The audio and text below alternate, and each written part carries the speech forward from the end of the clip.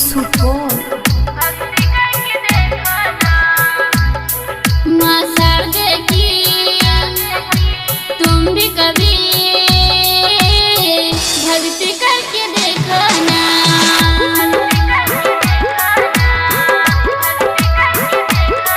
माँ शारदे की तुम भी कभी भक्ति करके देखो ना। बालिका को हे मैया ज्ञान दे करके देखो ना।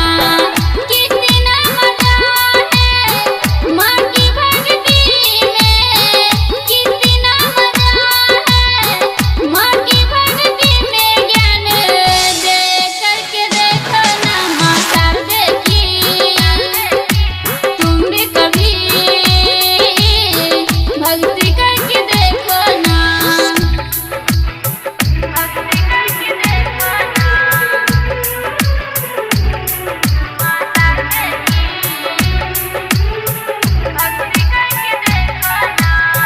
मैया दिल का सपना है, विद्या तुझसे मंगना है।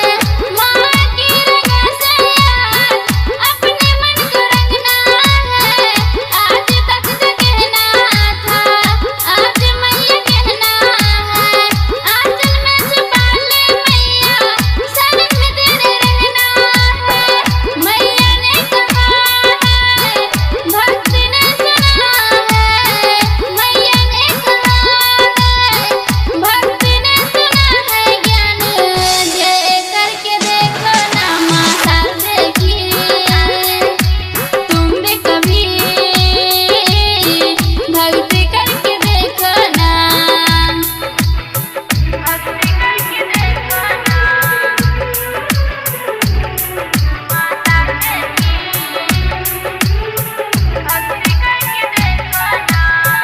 माँ को ऐसे देखो तो विद्या बरस जाए।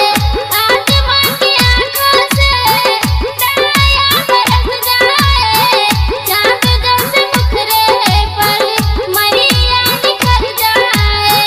जिंदगी की मोहरा पर कृपा बरस जाए। मुझको पता है माँ कितनी दयालु है। मुझको पता है माँ कितनी दयालु है। ज्ञान दे करके देखो ना। माँ शारदे की तुम भी कभी भक्ति करके देखो ना। Kumar singing studio Supaul.